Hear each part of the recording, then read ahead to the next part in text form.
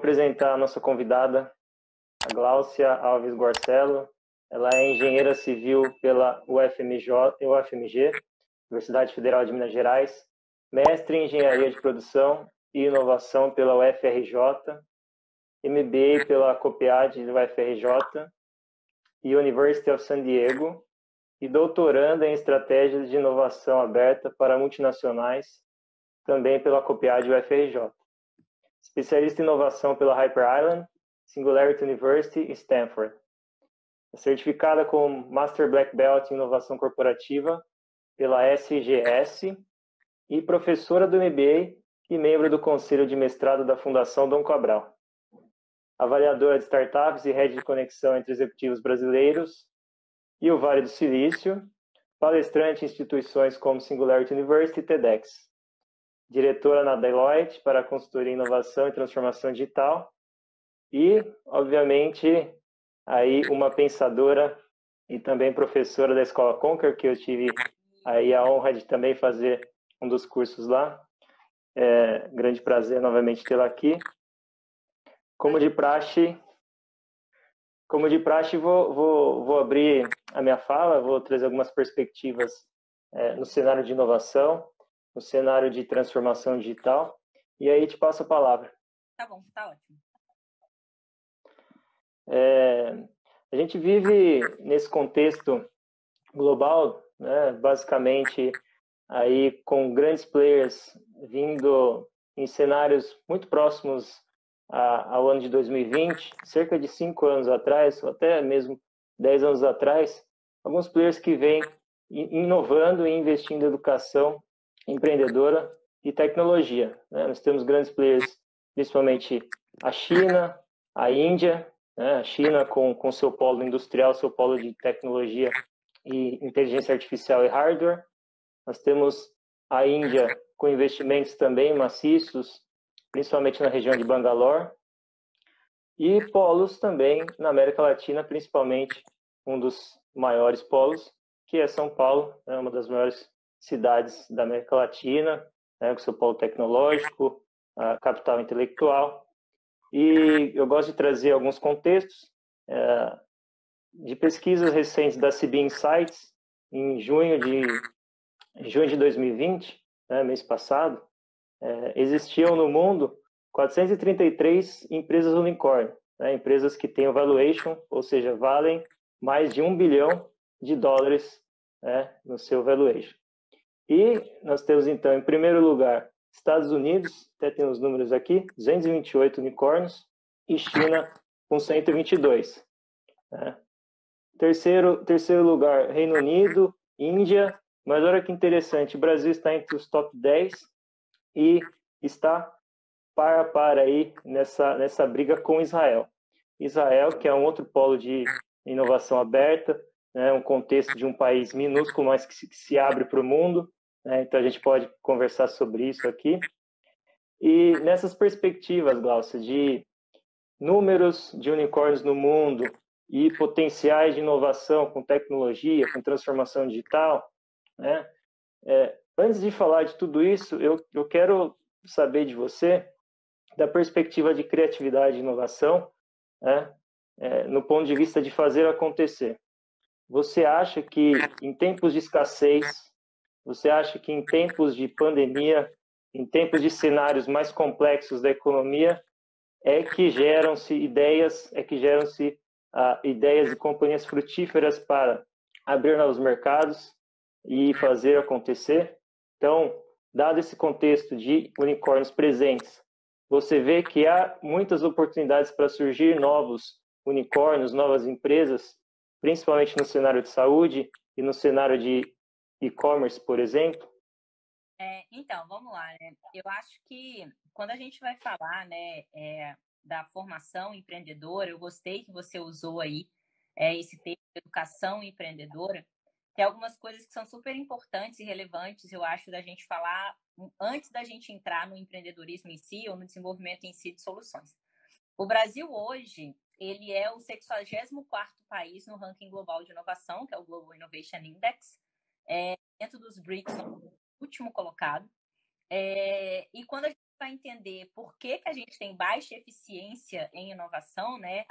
A gente tem um valor investido, um valor de retorno ao investimento em inovação que não é condizente com o volume de investimento que a gente faz.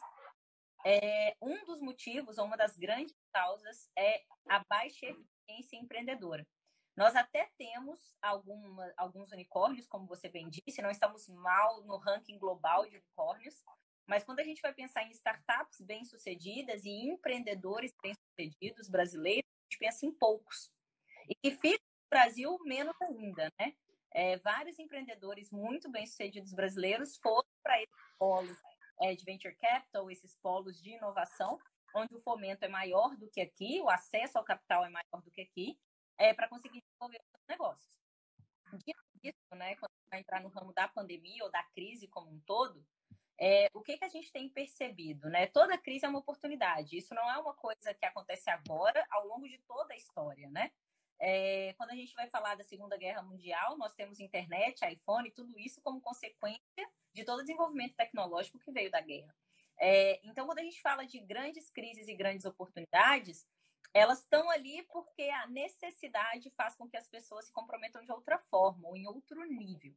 O ponto que é importante a gente ressaltar é que, quando a gente olha numa perspectiva de grandes empresas, né, quando a gente vai falar dessa conexão startups, grandes corporações, o que a gente tem percebido?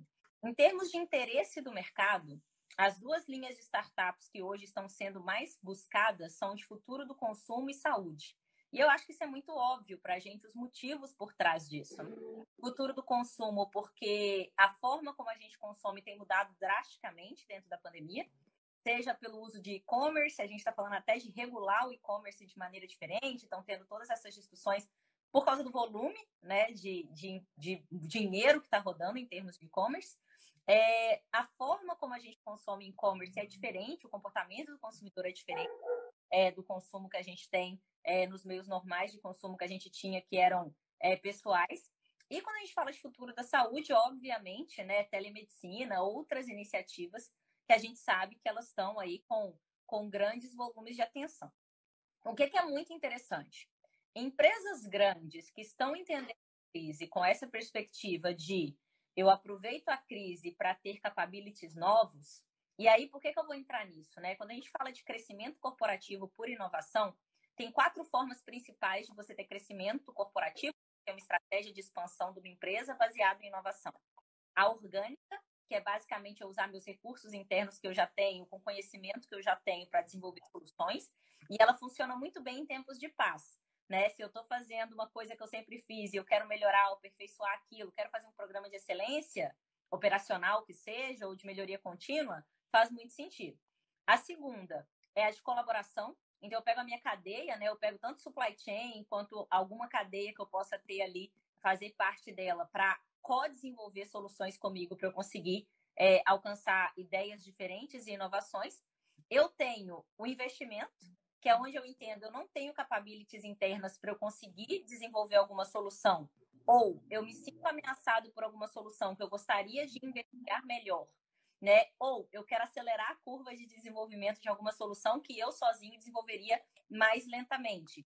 E aí eu faço investimento em alguma startup ou em algum desenvolvimento, pode ser também em universidades, mas em geral são em startups, e eu pego um pedaço, né? Eu tenho equity, eu tenho um pedaço dessa startup em retorno a esse investimento. E aí eu posso ou surfar a onda em relação às soluções dessa startup, escalar para o meu negócio mãe, ou eu posso spin-offar isso e crescer junto com o produto daquela startup, ou eu posso ajudar aquela startup a crescer, aumentar o valuation dela e vender, sair e pegar ali a minha liquidez em relação àquilo. E a última forma, né, é o M&A. Então, não é nenhum investimento, eu vou adquirir uma outra empresa e eu vou incorporá-la ao meu grupo porque eu quero de fato, conseguir ter aquele capability ou tirá-lo do mercado. Cada vez menos fazendo sentido esse tirá-lo do mercado, porque a gente sabe que a gente está falando de um mundo com tecnologias exponenciais, a gente está falando de um mundo que dificilmente você vai conseguir comprar todo mundo, né? Essa estratégia de eu compro todo mundo que me ameaça, ela já está perdendo sentido há algum tempo. Então, o que a gente tem percebido nessas grandes corporações? Algumas empresas, elas têm notado que a pandemia traz oportunidades e elas estão saindo do paradigma só da melhoria contínua. elas estão indo para inovações mais robustas e buscando montar fundo para começar a investir em startups ou começando a entender o investimento em startups não apenas focado em resolver problemas internos, mas focado em criar novos negócios que façam sentido ou em, eventualmente, evitar uma disrupção, né? Eu estudo aquilo que potencialmente pode me matar no futuro e eu tento ser proativo em relação a isso de alguma maneira. E essas corporações, elas estão vendo que o momento de você fazer isso é agora. O momento de você entender o mercado, você entender problemas que não estão sendo solucionados na sociedade, trazer opções, é agora. Porque se você ficar sempre nessa estratégia de seguidor, principalmente em tempos de incerteza tão grande, é muito complexo para você lidar com isso. Porque todo o nosso planejamento estratégico ele é muito baseado em lógicas determinísticas, né? Eu imagino como vai ser daqui 2 anos, eu imagino como vai ser daqui 5 anos. Quando eu vou falando desses contextos que são bem VUCA mesmo, né, que são voláteis, incertos, complexos e ambíguos, eu não consigo já dizer como vai ser. Então, aí entram várias outras coisas, né? Além de entrar uma análise muito mais estratégica do investimento em startups, entra uma lógica muito maior de você ter práticas ágeis nas organizações. Porque quando a gente fala de agilidade, a gente não está falando de velocidade, a gente não está falando da capacidade de entregar mais rápido o que você faz. A gente está falando da capacidade de reagir rapidamente a mudanças, né? A gente está falando do quanto você consegue se mudar. E já falei pra caramba, né? Mas é um pouco disso tudo. Eu acho que sim, tem uma abertura pro empreendedor. Tem um ponto que colabora, que é ruim, mas acontece que quando você está com uma crise no mercado de trabalho muito grande, pessoas que antes não se dedicavam ao empreendedorismo da maneira como gostariam, têm ali aquela oportunidade de poder desenvolver e de poder apostar nos seus sonhos, que muitas vezes não teriam coragem de largar um emprego formal para apostar naquilo, mas também tem uma timidez maior dos investidores. Então, aí, como que você vai conseguir ter acesso a capital? E aqui no Brasil, a gente sabe que o empreendedorismo, quando você está ali no início, quando você está em seed, você está começando a sua solução, o investimento ele é muito family, friends and fools, né? A gente usa muito dinheiro ali que a gente tem algum acesso para fazer, para depois que você já tem receita, depois que você já tem algum tipo de tração, você conseguir realmente achar investidores que queiram apostar na sua ideia. O que é bem diferente de outros ecossistemas, né? Eu tenho uma amiga que ela tem fundos de investimento no Vale, bem para early stage, e ela sempre fala, né? Investimento, venture capital, é investir no founder, né? Não é na ideia. A ideia muda, a pessoa muda, é investir naquele empreendedor. Né? Eu acredito que aquele empreendedor vai pivotar o que tiver que pivotar, vai entender o mercado e vai mudar a solução, e eu acredito nele. Aqui é bem diferente, né? Aqui o contexto é muito ainda focado na solução e não no problema. Né? A gente sempre fala isso, a gente tem que se apaixonar pelo problema e não pela solução. Mas a gente ainda investe muito mais em solução do que em resolvedores de problema, né? Acho que é isso. Assim. Sim, sim. Eu vou trazer outro report que saiu aí, outro estudo que saiu recente, que é da Startup Genome, e eles indicam aí que São Paulo está entre os top 30 ecossistemas de inovação globais. Ele era... E... Oi? Não, eu vi uma pesquisa que ele estava entre os 20. Então, entre os 20 e entre os 30, tá entre esses top 50, vamos colocar, do mundo. E da taxa de crescimento, entre uma das maiores comparadas a outras grandes capitais, principalmente como a Vale do Silício, o ecossistema de inovação do Vale do Silício, e frente a frente com ecossistemas de inovação como Pequim, Hangzhou, Shenzhen, que são grandes polos de tecnologia da China.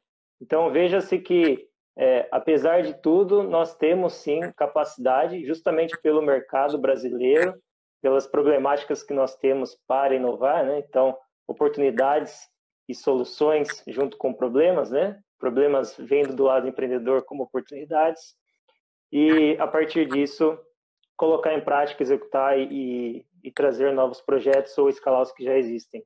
Tem um ponto eu acho que só para adicionando, se a gente pensar da perspectiva de inovação global, eu acho que faz total sentido a gente articular esse cenário, esse contexto, obviamente com cenários e culturas diferenciados, como é Israel, como que é Vale do Silício, mas é importante a gente pensar que tem potenciais a serem explorados ainda e que, de fato, a tríplice hélice aí das questões, né, academia, junto com as startups, com as empresas e junto com o governo, acho que ainda tem muito potencial para ser gerado aqui no Brasil, né? Não, com certeza. O que eu ia colaborar com o ponto que você estava trazendo é que quando a gente olha o volume de deals, né, de venture capital, o volume de dinheiro está crescendo, porém o ticket médio, o volume de tickets tem diminuído, né? Então você está tendo tickets de investimento maiores em menos players que estão correspondendo a um balde de dinheiro, um bolo de dinheiro maior. Né? E eu percebo isso muito aqui no Brasil. Você tem algumas soluções com gente correndo atrás de investir nelas e muitas soluções que não conseguem ter acesso a nenhum capital. Né? Então, assim, eu tenho um ecossistema que ele é ativo, eu tenho um volume significativo de investimentos. O ponto é, o critério que eu decido investir, ele é um critério que ainda é conservador. Né? Isso tudo bem, o nosso custo de capital é alto, a gente sabe que a gente tem, né? Eu não estou nem querendo comparar essas realidades, mas o ponto é, empreender no Brasil não é fácil, né? Não é para amadores, fica muito complexo dentro dessa realidade. Mas concordo completamente com o seu ponto. E quando a gente vai falando da parte cultural, é interessante você falar isso, né? Se a gente para olhar, a China tem um empreendedorismo que ele totalmente aceita o copy-paste. Então, não é demérito nenhum eu pegar um código aberto, ou às vezes nem aberto de alguma coisa, e eu desenvolver em cima disso e eu criar uma solução que ela é muito melhor, porque eu uso um conhecimento já adquirido para alguma coisa para fazer. Quando eu vou falar do empreendedorismo do ponto de vista Silicon Valley mesmo, ele é um empreendedorismo de eu tenho que criar na garagem do zero, eu tenho que ter uma ideia do zero, eu tenho que começar do zero e vender para um grande ou virar o grande. E essa forma mais individualista, que é mais característica do norte-americano culturalmente falando, ou mais coletivista, que é uma característica da cultura chinesa mais clara, elas impactam diretamente em como é o comportamento do empreendedor. E quando a gente fala do Brasil, no Brasil a gente tem várias características que são muito pró-inovação. Nós somos extremamente criativos, nós somos extremamente versáteis, nós somos comunicativos, né? A gente está falando jeitinho brasileiro é brilhante. O jeitinho brasileiro é uma forma de dizer que nós somos problem solvers, sabe? Só que a gente não valoriza a parte cultural brasileira que pode ajudar o empreendedorismo e a gente tenta copiar ou o Vale, ou a China, ou Israel. Quando a gente vai falar de Israel, né? O ecossistema de Israel ele é resultado da necessidade. A gente fala tanto, né, de a crise traz oportunidade, a necessidade traz oportunidade. Eles são fruto da necessidade, porque eles estão dentro de um ambiente completamente hostil, que onde você arruma uma forma de sobreviver e de você conseguir gerar uma economia que te sustente, ou você não tem ali quem vai estar te ajudando ao seu redor. E ele se desenvolveu tecnologicamente muito pautado tanto no poderio militar, quanto em conseguir, né, ter ali algum tipo de geração de valor que viesse através disso.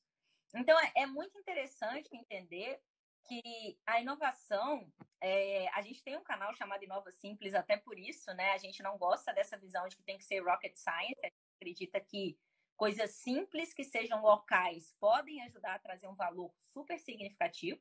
E eu acho que a grande sacada é essa, é como a gente entende nos princípios do empreendedorismo quais são aqueles que são mais aplicáveis à nossa realidade e aos nossos problemas sociais. E a gente comece a investir nesse tipo de solução, que realmente gera impacto para o Brasil, né? Para o nosso país, para onde a gente está. E a gente começa a criar o nosso Vale do Silício, o nosso Israel, a nossa China, com as nossas características. O que não é fácil, mas não foi fácil para nenhum deles, né? E hoje a gente sempre... Eu lembro de uma capa, já deve ter uns 2 anos, do The Economist, que era a China brigando com os Estados Unidos, né? Como se fosse uma guerra. E muita gente tem falado que a China está humilhando o Vale do Silício hoje em dia. E em diversos aspectos, né? E aí a gente entra em várias outras discussões. Por exemplo, o planejamento estratégico para a inovação que a China tem, ele é de longo prazo. E ele já surgiu de longo prazo, porque eu tenho um governo que não é um governo que muda a cada 4 anos. Seria possível ter um modelo de planejamento estratégico para a inovação a tão longo prazo num regime democrático? E eu não estou aqui discutindo se a democracia é necessária ou não vou entrar no mérito político. O meu ponto é, a gente precisa entender o contexto de cada país para a gente começar a poder refletir sobre quais modelos funcionam ou não. Né? Quando a gente fala de incentivos públicos na China, impressão 3D, por exemplo, de concreto, que é uma tecnologia que ela existe, mas que ela ainda precisa de muito desenvolvimento para ser usada em escala. Quando a gente vai ver as grandes startups de impressão 3D de concreto, elas estão na China, nos Estados Unidos, e a mais desenvolvida de todas, que está na China, ela é totalmente subsidiada pelo governo. Completamente. Todos os prédios que ela imprimiu foram pagos pelo governo. Né? Quando a gente olha todos os projetos de definição tecnológica que o governo americano fez, muitas das vezes pelo Ministério de Defesa, tudo bem. Mas o ponto é, se não existir uma agenda, que não é só pública, né? Pública e privada, uma agenda estratégica para a inovação, dificilmente isso se materializa. E o mais interessante é, na Fundação Dom Cabral, a gente fez uma pesquisa em relação aos volumes de investimento em inovação no Brasil, e por incrível que pareça, o maior gap brasileiro de investimento em inovação não está no público, está nas organizações. As empresas brasileiras investem muito pouco em inovação. Né? Quem dirá em Venture Capital, né? A gente estava fazendo uma análise ano passado, a gente não refez esse ano ainda, mas existiam só 18 Corporate Venture Capitals declarados no Brasil até o ano passado. Então você pensa, né? Com o número de empresas que a gente tem, com o número de problemas que a gente tem, que a gente poderia, através de Corporate Venture, poder conectar e poder trazer soluções e poder ajudar os dois lados, né? Porque não é só bom para a empresa, é muito bom para o empreendedor também. Então isso empodera mais pessoas também. E a gente não usa disso. A gente é muito acostumado a pegar soluções repetidas e aplicar. Né? A gente não tem aí a humildade, eu diria, de dizer, será que existe uma forma melhor de fazer fora daqui? Né? Será que existe uma solução melhor? Será que existe uma maneira mais inteligente de endereçar esse problema? E por consequência, a gente acaba perdendo oportunidades. E você vê dessa maneira até a possibilidade de diversificação das empresas em questão de estratégia mesmo. Você vê que elas estão muito acomodadas no Brasil em relação a isso, Olha, por ter esse número pequeno de corporate ventures e investimento, porque existem empresas no Brasil que, se você olhar a tecnologia utilizada, as pessoas capacitadas, né, a escala a nível até América Latina e global, tem tudo para dar certo e para trazer muito mais retorno e impacto social, né, no sentido mais de negócios sociais, mas também a nível investimentos, tanto para o Brasil quanto para a própria empresa. Por que será que ainda existem tão poucas assim? Estamos acomodados, então? É muito interessante esse seu ponto, né? Eu não sei se é uma questão de acomodados ou se é uma questão de cultura corporativa e de como a gente ensinou negócios durante muito tempo. Né? Eu dou uma disciplina na Fundação Dom Cabral de modelos estratégicos para a era digital.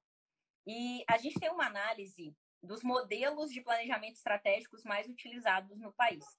Cerca de 80% das empresas brasileiras, o modelo de planejamento estratégico utilizado é o modelo de Michael Porter, até hoje.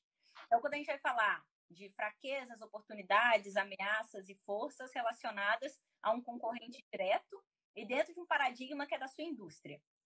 Então, o que eu estou dizendo? E eu não estou falando que não é válido, eu só estou falando que não é suficiente. Quando eu começo a falar que eu parto de um paradigma como corporação, de que eu domino as condições de contorno, eu entendo a minha concorrência, eu sei quem são meus concorrentes, e eu consigo dizer o que eu tenho de oportunidades e ameaças, eu estou partindo de um paradigma estratégico de que eu sou o centro do mundo.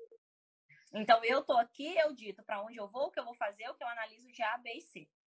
Quando a gente começa a entender que a dinâmica do mundo está mudando, a gente começa a perceber que, no mundo em que o empreendedorismo acontece da forma como a gente tem visto hoje, quem são meus concorrentes? Como eu garanto que não tem alguém lá, um indiano ou um chinês, que é um empreendedor e que tem uma ideia que resolve o mesmo problema da sociedade que eu resolvo, de uma maneira muito melhor, muito diferente, e que vai conseguir trazer um valor? Então, eu ficar dentro desse paradigma de planejamento estratégico da década de 70, porque o artigo é de 1975, do Michael Porter, e tentar aplicar ele na realidade de hoje, copy-paste, é uma prática de gestão que já está consolidada, porque o seu pai aprendeu com o pai dele, que passou para o filho, que passou e virou uma prática de gestão, como se fosse uma coisa que não pode mudar. E eu vou repetindo essa gestão e ensinando nas escolas de negócio essa gestão e ela vai se perpetuando. E aí, quando eu começo a falar de modelos de pensamento estratégicos diferentes, porque eu tenho um mundo diferente, não porque esses eram errados, é porque eles não são suficientes mais, as pessoas começam a achar que é modinha. Os executivos acham que não tem tempo de fazer isso porque eles estão cheios de coisa para resolver e eles acabam perdendo a oportunidade de fato, achar alguma solução que seja inovadora. E quando a gente vê as empresas que fazem isso de maneira mais sistemática, a gente vai falar de Embraer, a gente vai falar do próprio Google, a gente vai falar de algumas organizações que têm consolidado esses braços de corporate, que estão buscando soluções para novos negócios, essas empresas elas têm conseguido um crescimento melhor. E aí vem de novo a questão da crise. Se você tem muito sucesso, eu vendo commodity e eu estou sentado num poço de petróleo, eu estou ganhando dinheiro, no matter what. Então eu não tenho aquela pressão pela mudança. Porque mesmo eu sendo ineficiente ou não inovador, eu vou ganhar muito dinheiro. Eu acho que foi o Warren Buffett que falou, o segundo negócio mais rentável do mundo é uma empresa de petróleo mal gerida. O primeiro negócio mais rentável do mundo é uma empresa de petróleo bem gerida. Que é bem essa lógica, né? Se eu estou sentado em cima de uma commodity, é claro que eu vou dar dinheiro. Agora... Vide a Saudi Aramco, né? Que é uma das grandes players aí do mercado, fez IPO e tá lá, né? Ganhando muito dinheiro. Mas ela, pelo menos, entende a importância da tecnologia. Ela pode querer não abrir negócios, mas ela é extremamente tecnológica, né? Ela usa nanobots para fazer pesquisa de reservatórios. Ela tem, pelo menos, um viés tecnológico que não é inovador em modelos de negócio, mas, pelo menos, ela utiliza aquilo. Né? A gente pode ver outras que estão completamente acomodadas no modelo tradicional de gestão, de encarar o mercado. E por que isso é tão relevante? Né? Quando a gente vai falar de corporate venture em geral, quando a gente vai falar dessas iniciativas, e aí é importante fazer esse disclaimer, né? Qual que é a diferença de corporate venture capital para o venture capital em si? O corporate, esse nomezinho que vem antes, ele significa que aquele venture capital é linkado à estratégia de uma empresa mãe ou de um grupo mãe. Né? Então, ele não quer só o ganho financeiro do investimento de risco em si, ele quer, além do ganho financeiro, o ganho estratégico para aquela corporação. E quando a gente vai falar das inovações que são mais transformacionais, por que eu falo isso? Você pode usar o Corporate Venture Capital em qualquer um dos 3 horizontes de inovação. Eu posso usar Corporate Venture Capital para melhorar o meu core, né, que é o horizonte 1, para tornar a operação mais eficiente, para automatizar alguma coisa que eu faço, enfim, para conseguir melhorar coisas para os meus clientes que eu já atendo hoje, com o que eu já vendo hoje. Eu posso, no outro extremo, usar a Corporate Venture para explorar inovações transformacionais, que é onde ele acaba trazendo maior valor, porque isso dilui o risco de você, com P&D interno, ter que desenvolver tantas opções e colocar em risco a sua marca para tantas coisas. E quando a gente está falando nessa lógica do terceiro horizonte, tem 3 saídas que eu posso ter dessas iniciativas de Corporate Venture Capital. Eu posso descobrir uma coisa que não funciona, e aí é ótimo, porque em termos de inovação transformacional, descobrir que não funciona é um resultado completamente positivo. Né? Eu descobri que não funciona, então não é uma ameaça de fato para mim, ou não é uma oportunidade de fato para mim. E eu realimento a estratégia da empresa-mãe com isso, né? Esse conhecimento, ele é valor. A segunda opção, eu descobri uma coisa que funciona, mas que ela me mata, né? Eu descobri uma coisa que funciona, mas que ela é um novo modelo de negócio. E então eu vou spin-offar isso e vou ou criar uma nova empresa, ou desenvolver como uma empresa separada já, se essa startup puder crescer sozinha. Ou eu posso descobrir uma coisa que funciona e que é totalmente alinhada ao que eu faço hoje, que vai gerar um novo potencial. E aí eu tenho que internalizar isso na minha empresa-mãe. Então é por isso que muita gente fala, monta um braço de Corporate Venture Capital separado e tô nem aí com o que isso vai fazer com a minha empresa-mãe. Mas o ponto é, se você descobrir uma coisa que ela tem que ser internalizada, se você não tem o mínimo de uma cultura de inovação nessa empresa-mãe, onde a adoção de coisas novas exista, você não consegue escalar essa solução. Você vai só potencialmente descobrir uma coisa super legal que não vai te ajudar em nada.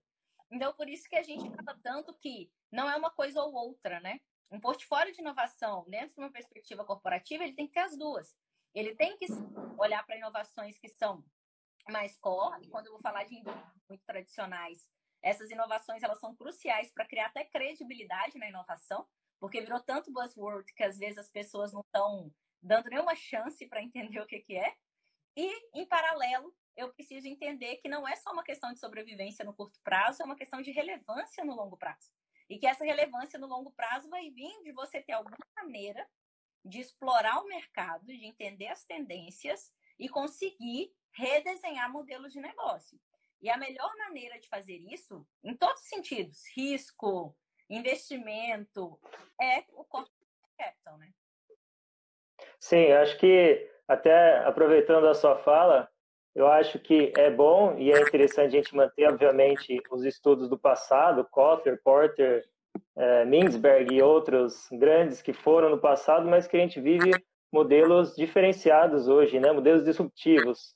Você citou o mundo VUCA, e acho que, né, devam se trazer mais Synex, mais Diamandis, mais Kurzweil, né, trazendo aí da escola da Singularity, ou Amy Webbs, para a gente pensar maneiras de nos questionarmos a nível futuro também. E eu acho que o empresário, o empreendedor brasileiro, ele não para pensar a nível futuro. Obviamente, nesse contexto incerto é difícil, nunca foi fácil, mas sair da zona do conforto e do status quo e tentar projetar, porque, obviamente, disse Peter Diamandis e Simon Sinek, quando fizeram a Singularity University, eles já pensavam nisso.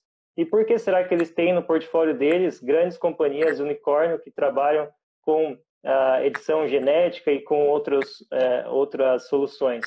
Poxa, são questões aí básicas que, se você olhar, vamos fazer isso acontecer, é coisa de louco.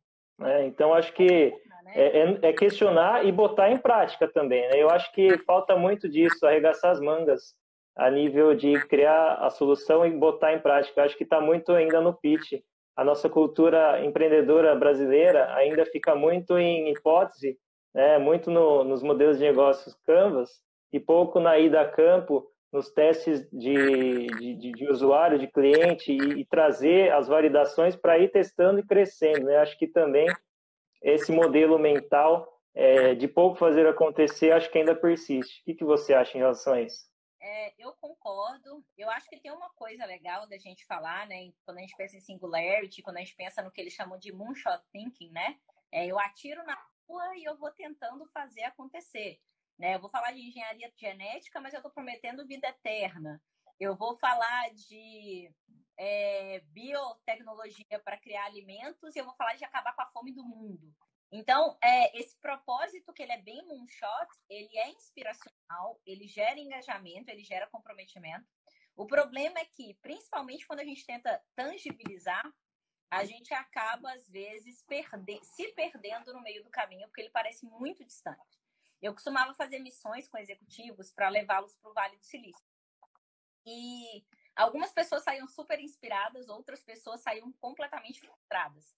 Porque elas diziam, isso não tem nada a ver com a minha realidade, eu tô aqui no meu Excel tentando entregar, sei lá o que e você me levando para comer peixe feito em laboratório.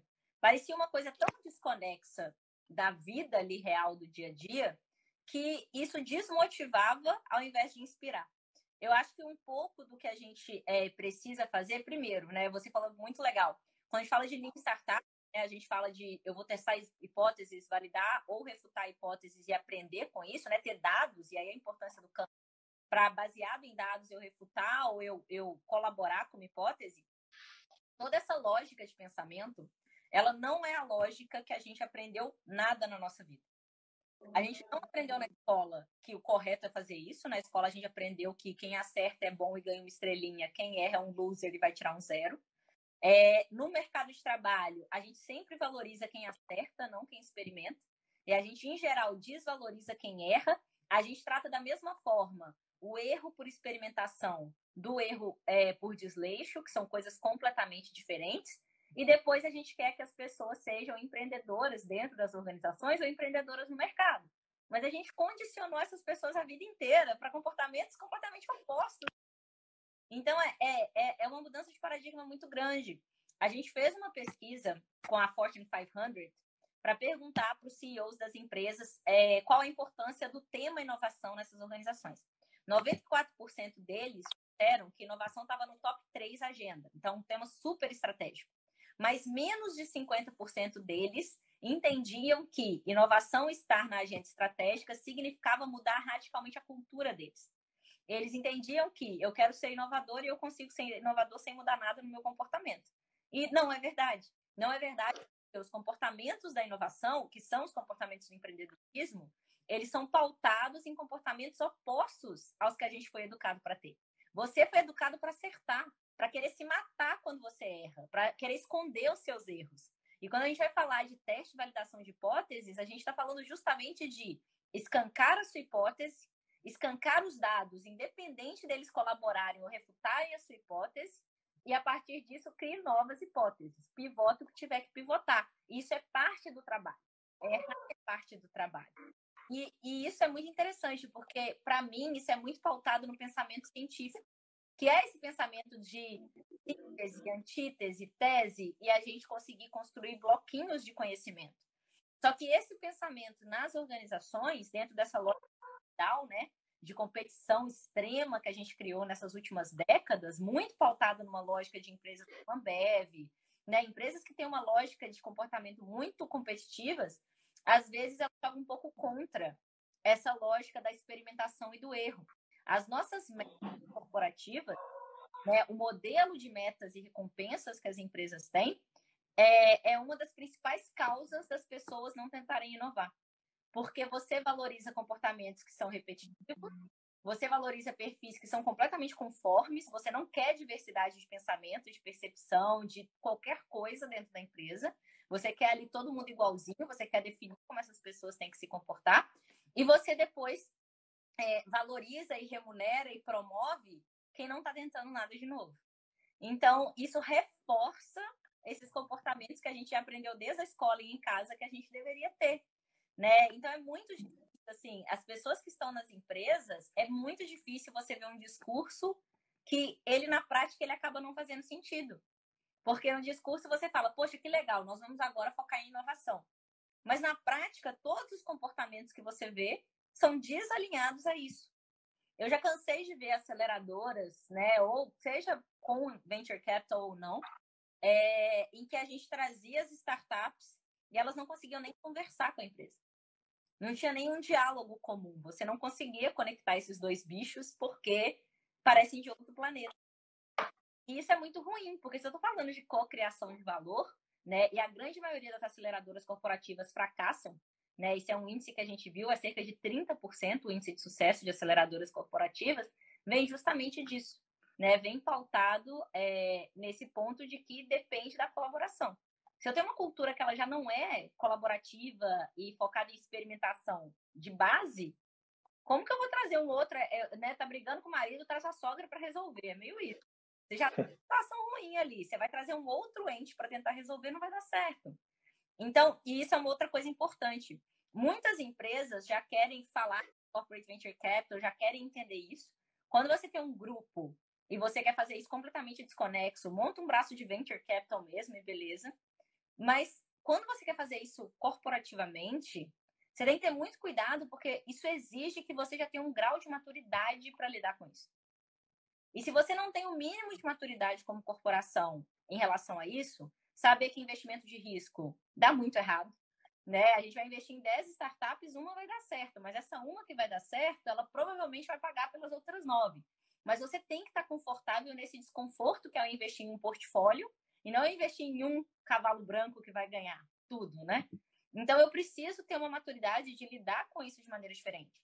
Relacionamento startup-empresa é muito diferente da relação fornecedor-contratante. E muitas corporações querem tratar startups como fornecedores baratos. Então, eu quero usar uma startup e pressioná-la como eu pressionaria um fornecedor barato. Eu quero forçá-la num processo jurídico de contratação, que coitado do menino da startup, eu estou pedindo garantia que tem só ele para me dar, né? E eu estou pedindo, assim, coisas que ele não vai conseguir me fornecer. Então, é muito profunda a mudança, sabe? Tem muitos movimentos querendo mudar a cultura corporativa, só que eles são feitos pulverizados.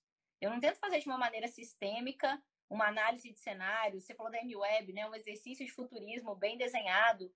E eu consegui, através disso, montar estratégias nas quais o Corporate Venture Capital é parte disso. Ele é parte de uma coisa maior. Não, eu quero fazer um bando de hackathon, sei lá por quê, porque tá na moda fazer hackathon. E aí eu não sei, não tem pé nem cabeça, eu não sei por que eu estou fazendo aquilo, eu não sei que resultado que eu quero daquilo, eu não sei o que eu quero decorar com aquilo, né? E não é só resultado econômico, qualquer tipo de resultado daquilo, Sim. eu acabo invalidando a ideia. Eu quero trazer aqui a importância de a gente analisar o como a cultura de uma corporação ela é enraizada por pessoas e o como que a gente pode modificar os resultados a nível futuro. Infelizmente, o nosso contexto governamental ainda é muito ruim em relação a isso, né? A gente funciona nesses tempos aí de 4 em 4 anos, mas eu quero trazer em relação à cultura empreendedora e à cultura de educação empreendedora, como que isso faz sentido para a mudança de cenários de contexto, né? Eu acredito muito no poder da educação e acho que agora, com a implementação de novas grades curriculares, fomento de STEM, né, mais ciências matemáticas e modelagens que você permita às crianças a cientificamente comprovarem aquele pressuposto que eles estão testando, né, e não necessariamente se embasar em apenas livros, né? Um cenário que o Brasil, infelizmente, já vimos em algumas matérias de jornais, revistas, né, de muitas pilhas e pilhas de livros que foram impressos e não chegaram às escolas por questões logísticas ou por questões de próprio lobby da indústria. Então, acho que esse contexto que a gente vive e que viverá talvez 3 gerações, acredito eu que demore, se a gente começar agora, para a gente reverter esse contexto. Você acredita que a gente pensando sem esse olhar sistêmico, a gente pensando sem nível futuro e sem embasado nessas premissas de fazer acontecer, de fato o reflexo dessa nossa educação do que foi antes e do que ainda está sendo? Assim, para mim, tudo está baseado na educação. Tudo, tudo. A cultura de um povo, a forma como trabalha, a forma como lida com os problemas, a forma como vota, a forma como tudo acontece é baseado em como a gente é educado. E o que a gente tem visto, né, o que eu tenho lido bastante, a gente tem falado muito de student-centric learning, né, aprendizado centrado no aluno. A gente fala muito de problem-based learning, né, aprender através da solução de problemas. A gente vê escolas mundo afora, como a 4B, já chegou aqui no Brasil, que às vezes não tem nem professores ou que é tão focado em solução de problemas que os alunos têm ali aquela autonomia. O que é tão importante a gente falar disso, né? Primeiro, esses alunos, as crianças que a gente tem, eles vão encarar um mercado de trabalho completamente diferente do que a gente encarou. Ciclo de vida de conhecimento muito mais rápidos do que a gente encarou. Então, eu podia fazer um curso de engenharia de 5 anos e ficar aí boas dezenas de anos, talvez até me aposentar com aqueles métodos funcionando exatamente daquela forma. Então, eu aprendi aqueles métodos numa lógica, professor me empurrando conhecimento, eu decorava aquilo e aquilo era útil o resto da vida. E hoje a gente está falando de, no final da faculdade, o que eu aprendi no início já está obsoleto. E eu preciso muito mais do que aprender a decorar o que o professor está me passando. Eu preciso aprender a estudar e a pensar, porque é isso que vai ser para sempre, né? Eu vou ter que aprender a me virar para o resto da vida. É isso que a faculdade deveria estar me ensinando, a escola deveria estar me ensinando. E a gente precisa criar estudantes que tenham senso crítico. E eu acho que a educação empreendedora, ela é maravilhosa por isso. Porque você quer criar, no fundo, pessoas que são donas de si. Pessoas que conseguem criticar, gerar hipóteses, gerar experimentos para testar essas hipóteses e conseguir validar ou refutar e reformular, né, aprender com isso para conseguir gerar outras hipóteses. E numa lógica de ensino tradicional, né, como a gente viu aí nas últimas notícias dizendo uma lógica de ensino foi tradicional? Qual foi o termo que usaram? Acho que foi tradicional mesmo. Ela é muito pautada em o professor numa posição de soberania, né? Ele é melhor do que o aluno, e o aluno numa posição de escuta. Sendo que se é para o professor ser apenas uma fonte de conhecimento de qualquer qualidade, a gente tem o Google para buscar. O aluno não precisa do professor para aquilo. Não é à toa que as crianças não estão mais se identificando com a escola. Porque é uma das poucas coisas que não teve inovação nenhuma praticamente nos últimos anos, quando a gente fala principalmente de ensino público. Porque a gente ainda vê iniciativas, né, escolas que têm uma lógica diferente, tem escolas construtivistas, tem escolas como a própria Lumiar, que tem uma lógica diferente de mosaico para poder ajudar a criança não apenas na parte técnica, mas também nos skills, né, em todas as partes comportamentais, que é muito interessante, e ter esse protagonismo do aluno. Mas, para mim, a gente vê que as grades de conhecimento que a gente pede dos alunos, elas ainda são muito pautadas numa lógica de que tem verdades absolutas, de que aquilo ali, a resposta sempre vai ser a resposta, e eu preciso decorar como eu faço aquilo. E o mundo está numa direção completamente contrária a isso, né? A gente está num mundo que ele é cada vez mais sistêmico, cada vez mais dinâmico, cada vez mais em ecossistema e menos em indústria fechada, menos em lógica fechada. Daqui a pouco, tudo que é procedimentado, a máquina vai estar fazendo pela gente. E aí?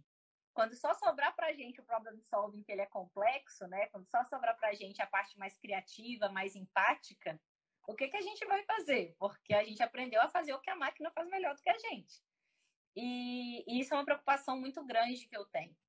Eu trabalho muito com educação executiva, eu não trabalho com educação de crianças. Mas eu realmente acho que os jovens hoje, eles são o segredo para a gente conseguir criar uma lógica diferente. Eu gosto quando você fala daqui, sei lá, 3 gerações, 4 gerações. Eu realmente não acredito que é uma coisa de curto prazo. Mas se a gente não começar, nunca vai chegar. Então, a gente precisa, de fato, investir em formas diferentes de ensinar e entender que eles são capazes de aprender se você tiver os estímulos corretos, sabe? Sair desse paradigma de que eu preciso ter alguém forçando o conhecimento na cabeça das pessoas. Enfim. Legal. Eu falo isso porque eu fui professor durante 2 anos de alunos aí que tinham de 10 a 13 anos, ensino fundamental 2, lecionei empreendedorismo para esses jovens. Em contrapartida, também já facilitei cursos para executivos. Então, você tem a mesma dinâmica das similaridades aplicadas, resultados muito dispersos, né? Principalmente falando em criatividade e inovação, aplicando, por exemplo, uma torre de marshmallow, uma dinâmica aí executiva muito usada, e você vê aí os resultados muito maiores a nível das crianças. Então, que sentido faz a gente trazer para elas um contexto educacional que elas vão se tornar pessoas engessadas a nível futuro e sem pensamento crítico, sem pensamento sistêmico, sem criatividade? Então, acho que é muito pertinente falar isso e pontuar isso e continuar pontuando tanto para os executivos quanto para as crianças, quanto para toda a humanidade, que se a gente não fomentar e não colocar isso em prática de mudança da educação como um todo, do sistema educacional como um todo, vai virar commodity, né? Se já não é ainda, e seremos os robôs que a gente fala que não queremos ser, né? É muito interessante isso, porque 2 características que as crianças têm, que são maravilhosas, não ter medo de passar vergonha, não ter medo de errar.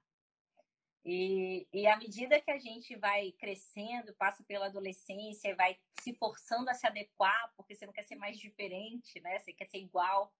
Isso vai matando na gente. Teve uma pesquisa, acho que foi a Faber-Castell até que patrocinou, mostrando exatamente o que você falou, o grau de criatividade a cada nível. E é absurdo o quanto da criança é grande e o do adulto é pequenininho, quase inexistente. A gente vai formatando para matar a nossa criatividade, né? Para nem questionar quando a gente já pensa na cabeça cheia de julgamento que aquele questionamento é idiota. Né? Essa pergunta é idiota, por causa disso, daquilo. Você nem sequer coloca em palavras, porque você não quer passar vergonha, você não quer parecer que você não entende aquele assunto e tal. Então, é um trabalho muito grande e eu vejo, assim, que quando a gente começa a falar do poder que as crianças têm, né? Eu adorei quando você disse que a gente quer ensinar para quem talvez deveria estar ensinando para a gente, né? Quando a gente vai falar desses skills.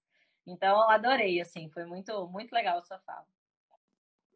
A gente está seguindo já para o término da nossa conversa, Glaucia. Eu queria que você fizesse um recap aí, se você trouxesse um pensamento para fechar de tudo que a gente falou, o que de fato uma mensagem que traz desde a inovação, a transformação digital, né, parte mais sistêmica, até para nível educacional aí, e do que você vem fazendo nos projetos, tanto da Deloitte quanto dos projetos pessoais aí, que você deixaria para o pessoal. Eu acho, não, muito legal. Eu quero primeiro agradecer, né, a oportunidade, o convite, foi um prazer, adorei o papo. Eu acho que a gente começou falando um pouco de como a crise traz oportunidades quando a gente encara dessa forma, e que não seria diferente com essa crise que a gente está passando, e que os números mostram que o Brasil tem performado bem em algumas coisas relacionadas à venture e inovação, sim, porém nós temos ainda diversos desafios tanto na formação desses empreendedores quanto no apoio a esses empreendedores. Quando a gente fala do ponto de vista corporativo, a gente tem N oportunidades de repensar as estratégias dessas corporações e realinhar isso a essa lógica empreendedora, né? Trazer de maneira mais ativa o empreendedorismo, essa busca de novos negócios para dentro das empresas.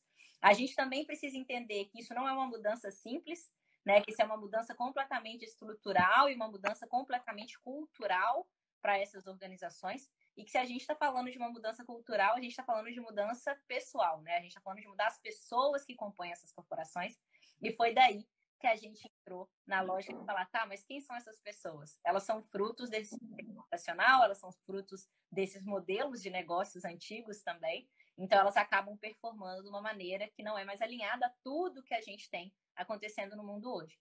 Então, por isso que a gente precisa repensar a educação, sim, né? A gente precisa repensar a educação empreendedora, porque a gente quer lá na frente chegar no ponto de ter empreendedores bem-sucedidos e companhias que conseguem, de fato, criar novos negócios de maneira sustentável. Tudo isso é muito linkado, né? Inovação e educação mudam o mundo juntas. Então, a gente precisa garantir que as pessoas consigam ter liberdade de conhecimento para inovar. E aí, falando de como eu ajudo nisso, né, que eu acho que é o meu papel como cidadã, como pessoa, eu ajudo nisso através dos projetos que eu faço na Deloitte, projetos para ajudarem grandes corporações a transformarem a sua cultura, a trazerem educação corporativa em termos de métodos, processos de gestão da inovação como um todo, a montarem fundos de investimento para startups, a escolherem as melhores startups, e uma lógica, uma tese, né? A gente chama de tese de investimento que faça sentido, e ao mesmo tempo trabalhando com educação, seja na Escola Conquer, na Fundação Dom Cabral, no perfil do Inova Simples, que é onde eu tento, de alguma maneira, retribuir educacionalmente aquilo que eu aprendi que me ajuda tanto no meu dia a dia.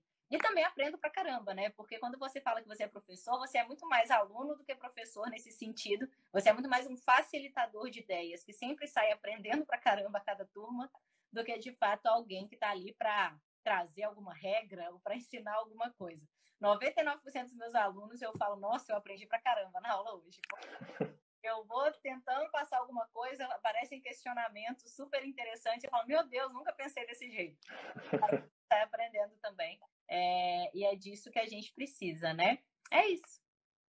Fantástico. Eu agradeço, Glaucio. Se você puder, brevemente, deixar alguma dica de livro, série, filme que tenha te impactado, o pessoal aí.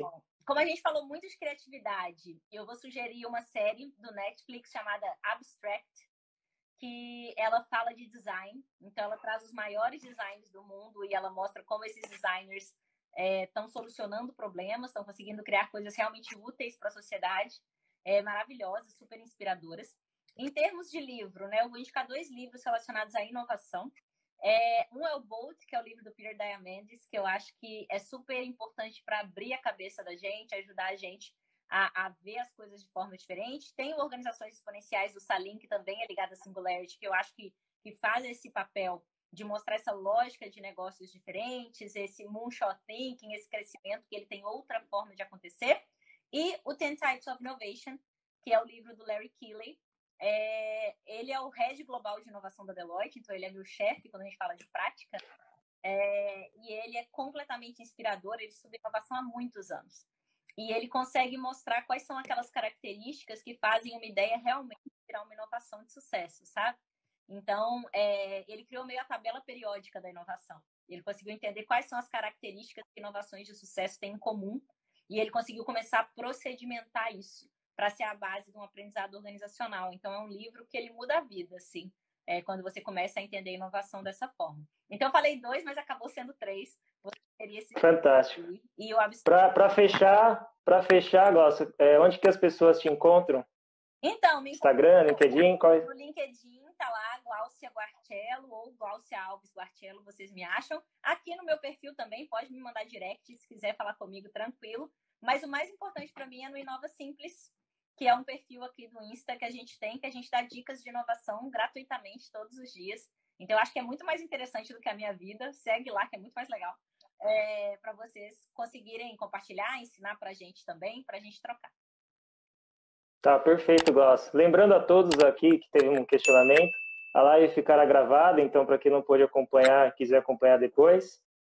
Novamente, muito obrigado, Gláucia. Eu que agradeço. E foi uma aula, foi fantástico esse bate-papo e ótima semana. Muito obrigado. Meu querido, muito obrigada pelo convite.